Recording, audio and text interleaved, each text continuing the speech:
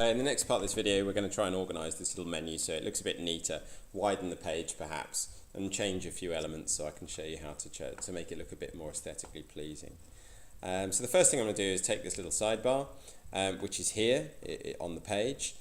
This is the sidebar where it says divider or div ID sidebar, and all it's got in it is two hyperlinks at the moment, or anchor links that take you to a page about me and a page about my friends. And its styles are up here. This is what it looks like. It's been told to float left and its background color has been set to yellow. So the first thing I'm going to do is perhaps get rid of that little visual pipe symbol and put this little link one underneath the other. And just on top of them, I might put a little heading, which in this case I might use an H2, and I might say links that goes there. So let's close the heading 2. So we close the heading 2 with a little slash. So that's one of the first things I'll do, and we can see what that looks like. And you'll see that the links heading has gone there, but me and my friends are still side by side. I actually wanted my friends to be below. So what I do is I'm going to put in there a little, what's known as a line break. So that's this little HTML tag, which makes it force the element onto the next line. I might as well, while we're here, put in another little HTML element called a horizontal rule, which is an HR. So I'll put an HR in there, which is a horizontal rule, and a line break, and so you can see what that looks like. So we'll save and refresh. There's the little horizontal rule, and there's the line break that's forced that to go on to the next line.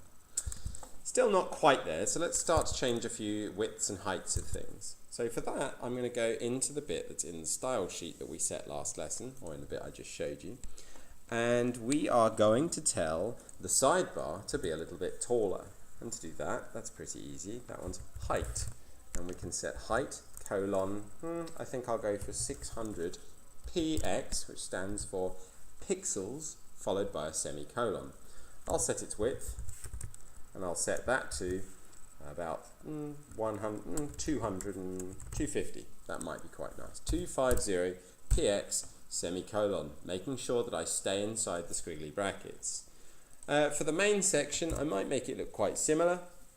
So for that one, I'm going to set its height to the same. In fact, I'll use the same values, so I'll just copy them and paste them inside the main, except obviously I want it to be a little bit wider because it's the main section. So I'll set that to 750 pixels. That'll do. We'll press save, and let's have a little peek at what that's become. So there's our page. It's gotten a lot wider. You can see this section on the left, me and my friends. It'd be nice obviously to have them centrally lined up. And you can see this little bit on the right isn't quite right. In fact, it's not really tall enough because the content goes beyond the height of the pink section. So again, I'll just set the height of main maybe to about, in this case, 900 pixels and save that. We'll refresh again, and you can see that the pink goes all the way down to 900 pixels in height. So it's looking okay. I mean, I never said it was going to be the most beautiful looking web page. One thing I might like to do is actually cause this text and this links all to be pushed in a little bit from the edge. And there are two properties we can set with these boxes that you can see here. And those are the margin, that's the distance around the edge, and the padding, which is the distance away from the inside on the edge. And I'm just going to try and show you setting those on both. Let's do it on the main so you can see it. So we'll set a margin, and we'll set that to 10 pixels, and let's see what that looks like. That's a 10 pixel margin around the edge of it, but I actually wanted the text to be pushed inside a little bit. So what I do for there is the padding, and we'll set the padding to 10, well, why not 20 pixels, just to see what that looks like, and we'll save that. That way, the content gets pushed in slightly from the edge of that little box, and we can do something similar with this little bit. In fact, again, same thing, we can copy.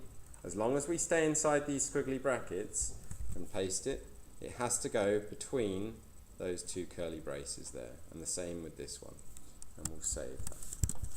And that is that's what I'm hoping that we've achieved by the end of this. A little links menu and a little heading menu for the main section of the page.